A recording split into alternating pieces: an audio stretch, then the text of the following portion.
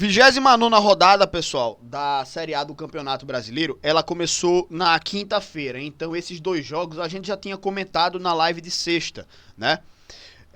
E os jogos foram antecipados aí, né, para quinta, sexta e sábado por conta da eleição no domingo, né? Então não teve jogo no domingo de nenhuma das divisões do Campeonato Brasileiro por conta das eleições, exatamente.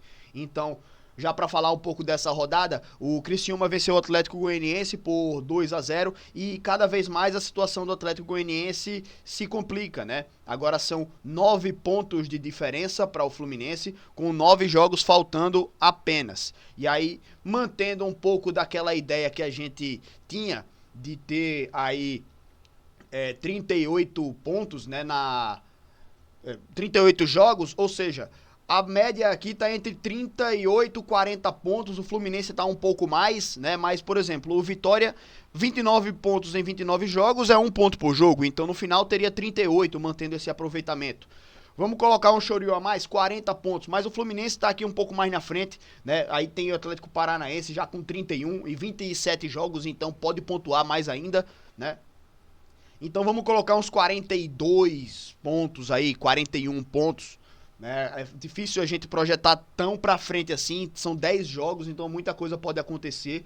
Mas se a gente colocar 40 pontos, o Atlético Goianiense precisa fazer 19 pontos em 9 partidas. Cada vez mais a corda aperta no pescoço do Atlético, né? Então 19 pontos para chegar em 40 não é nem garantia do time se salvar. E mesmo assim, fazer 19 pontos em 9 jogos, um time que fez 21 em 29, vai fazer 19 em 9 apenas, é surreal pensar nisso. São 9 jogos, são 6 vitórias e um empate para chegar em 40 pontos. Então, se conseguir 7 vitórias dos 9 jogos que faltam, o Atlético ainda não tem garantia de se salvar.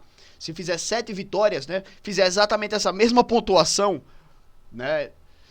7 vitórias em 9 jogos iria para 42 pontos. Então nem isso é garantia ainda de se salvar. Precisa de uma campanha perfeita o Atlético Goianiense para poder se salvar. Então cada vez mais o cerco está se fechando, né? Mas tudo pode mudar aí no futebol. A gente sabe como as coisas são voláteis. Sei lá, 2 vitórias consecutivas aí no Atlético, pô, vem para 27 pontos e aí começa a vislumbrar alguma outra coisa. Mas o mais difícil de tudo é imaginar que o Atlético vai conseguir esses resultados aí pra mudar essa fase atualmente.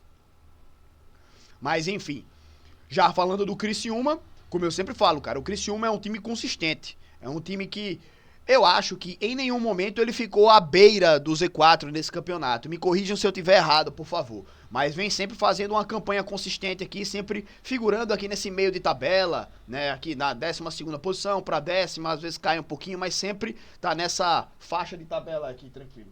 Já arrumou um papel para ficar brincando. Ó o brinquedo da minha gata.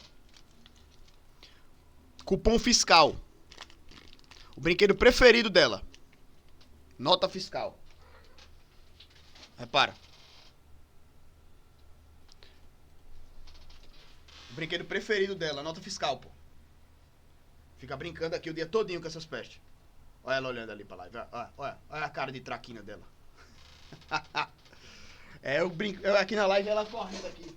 A casa todinha. Pega, pô. Tá ao vivo, vai.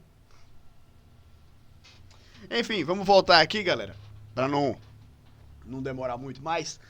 Próximos jogos aqui, né? Fluminense ganhando aí da equipe do Cruzeiro. O Cruzeiro, pô, lá em cima, né? Mas sempre que tem a oportunidade o Cruzeiro de figurar aqui nas equipes de cima, dá uma tropeçada, né?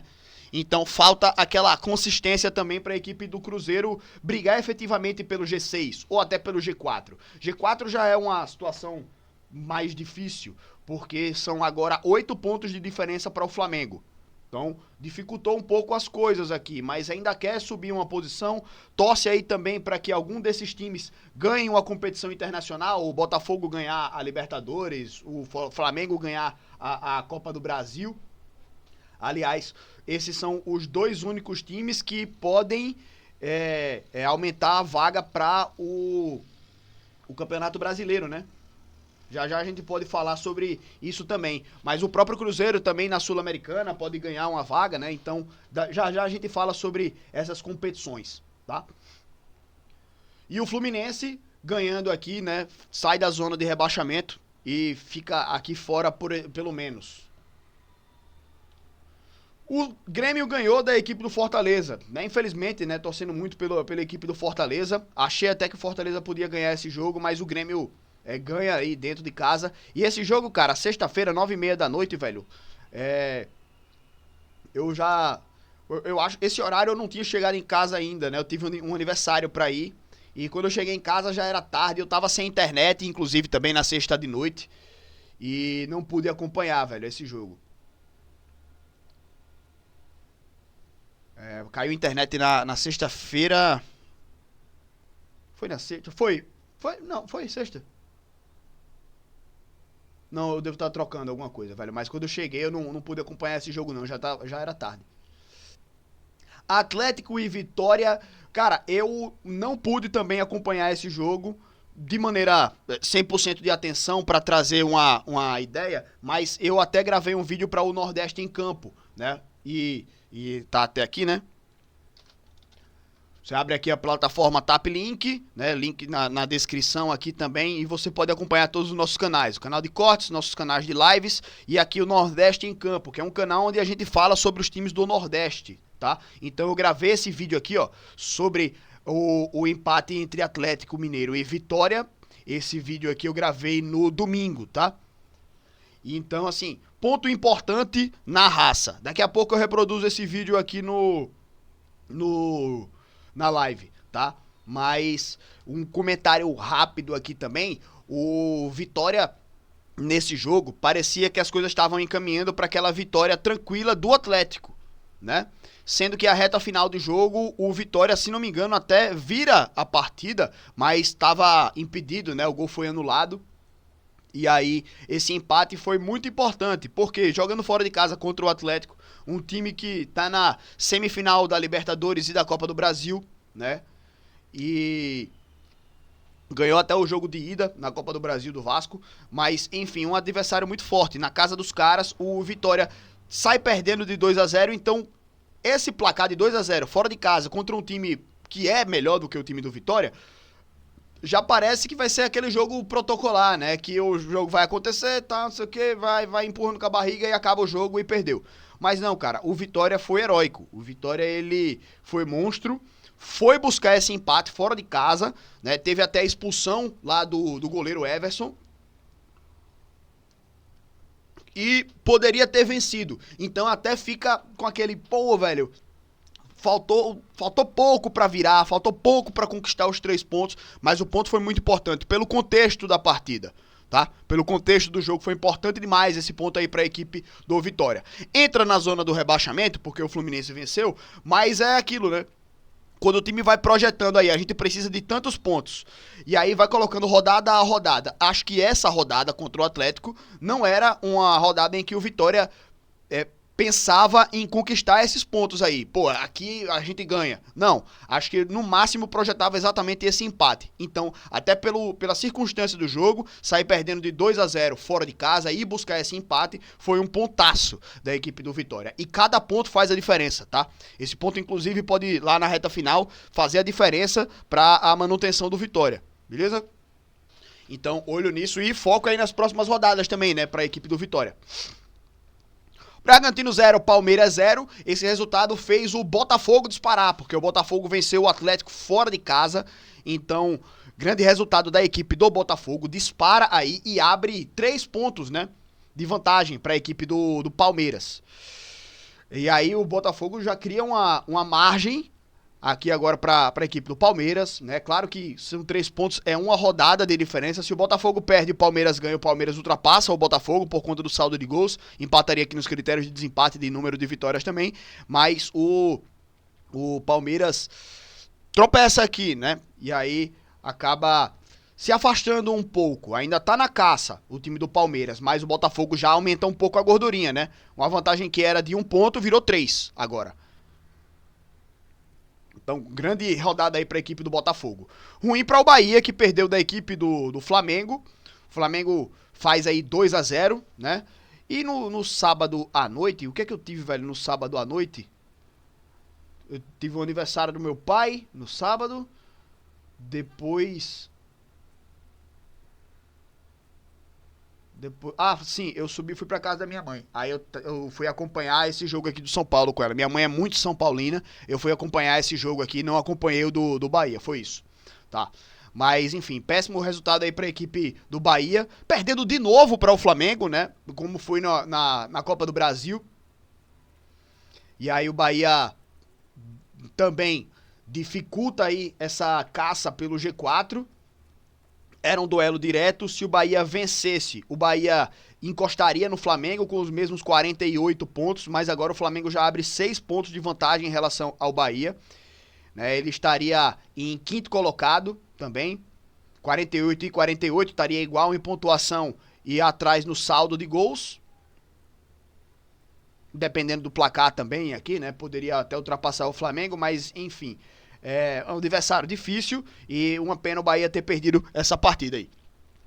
Corinthians 2, Internacional 2, Corinthians segue na zona do rebaixamento e o Internacional ali também não escala mais, né? O Internacional que eu tinha destacado, um time que tinha uma sequência de vitórias absurda, gigantesca, inclusive o Palmeiras também, né? Ambos tinham uma grande sequência de vitórias consecutivas mesmo, mas encerra-se agora essa sequência de vitórias, né? Seguem invictos durante muito tempo aí. Mas o Internacional também ultrapassou o próprio Bahia na classificação por causa da derrota do Bahia, mas o Inter também aí segue na caça, né? E ainda é um time que eu acho que vai brigar aí pelo G4. Mas tropeça não, né? Empata com a equipe do Corinthians, um adversário forte também, mas que é o que eu falo, time que quer o G4 não pode perder pontos para time que tá na zona de rebaixamento. Mesmo sendo o Corinthians e na casa do Corinthians, tá ligado? Então a gente tem que saber olhar também para a posição de cada um na tabela, né? O Internacional aqui, acho que olha para esse jogo aí como um jogo em que perdeu pontos. Partida muito ruim da equipe do São Paulo contra o Cuiabá, perdeu 2-0 e perde a oportunidade também de ficar perto lá do G4, né? Então foi partida ruim da equipe do São Paulo. Mesma coisa aqui do Internacional contra o Corinthians, sendo que aqui é mais grave. O Cuiabá é o penúltimo colocado. O Cuiabá, se perde esse jogo, ele estava no mesmo patamar do Atlético Goianiense, com 23 pontos apenas. Ganhou aqui e assim, dá uma sobrevida ao Cuiabá, né? Essa vitória, esses 3 pontos aí. Então o São Paulo não poderia ter perdido esses pontos, porque se vencesse estaria com 50 na colinha do Flamengo. Então é o que eu repito, time de G4 não pode desperdiçar ponto para time de zona de rebaixamento, principalmente um Cuiabá que estava virtualmente rebaixado, ganha um sobrevida, né, um respiro agora, mas que o São Paulo vacilou demais aqui, muito mais do que o Internacional, né? Foi um vacilo muito maior do São Paulo contra o Cuiabá do que do Internacional contra o Corinthians, tá? Esse jogo aqui é até um jogo de duas equipes grandes do futebol brasileiro. O São Paulo, nesse caso aqui, também é um grande do futebol brasileiro. E o Cuiabá, poxa, é um time que vem fazendo campeonatos consistentes, mas que não tá no mesmo patamar, na mesma prateleira do futebol brasileiro que o São Paulo, né? Então, até nisso, esse jogo aqui de cima, Corinthians e Internacional, se equilibra mesmo com a fase diferente das duas equipes. Nesse jogo aqui de baixo, Cuiabá e São Paulo, não é bem assim, né? Então, o São Paulo deveria ter ganho essa partida aí, se quisesse aí seguir lá em cima, né? Mas vacilo muito grande aí da equipe do São Paulo. Vasco e Juventude 1-1. Vasco acho que foca mais agora 100% na Copa do Brasil, né? Tá distante aqui de um G6, né? Tá aqui a 9 pontos do G6, tá a 14 pontos do G4 e tá com 37 pontos, então é um time que tá longe aí da briga por rebaixamento, né? Então acho que o time foca mais no Campeonato Brasileiro. Juventude também acho que sai satisfeito com esse empatezinho, o time lá do meio da tabela e que não quer correr risco de rebaixamento. Então acho que esse resultado aqui para o Juventude fora de casa foi algo bom, né? Então, mais ou menos esse daí minhas opiniões sobre essa rodada aí da Série A do Campeonato Brasileiro. Eu quero saber a opinião de vocês aqui também. Acho que foi o vídeo mais longo aqui, o corte mais longo sobre o Campeonato Brasileiro aqui do Espaço da Bola, hein?